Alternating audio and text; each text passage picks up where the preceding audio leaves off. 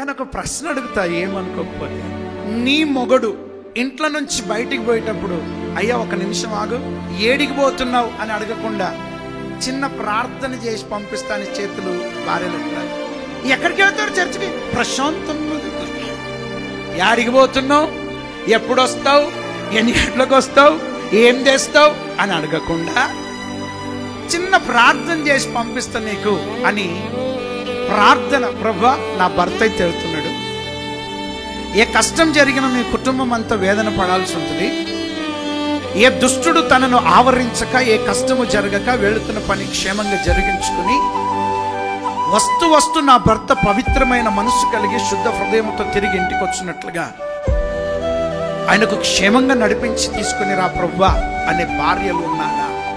సరే, ఇప్పుడు భర్త ఇంటికి వచ్చిండు. అయ్యో ఆగాగా, ఏడ నిలబెట్టి ప్రార్థన చేసి పంపించావో, ప్రభా నా భర్తకు నా ప్రార్థన ఆలకించి క్షేమంగా ఇంటికి తీసుకొచ్చారు, మీకు స్తోత్రం అని ప్రార్థన చేసి ఇంట్లోకి రానిచ్చావా?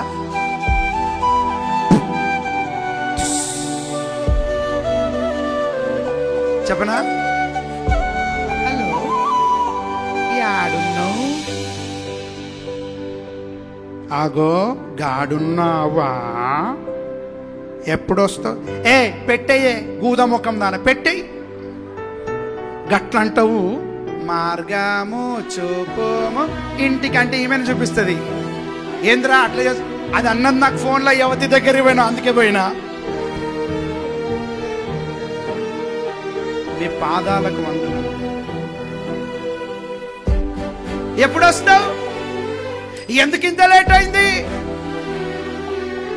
దిక్కుమాలినోడు వస్తా టక్కర్ కానీ, టక్కర్ అయితే మళ్ళీ సంతోషంగా దేవుడే అన్న దేవుడు. ఒరే, నిన్ను దేవుడు చూసుకొని, ఈమెకు పుట్టిండు దేవుడు, ఈమెను తయారు చేసింది దేవునికి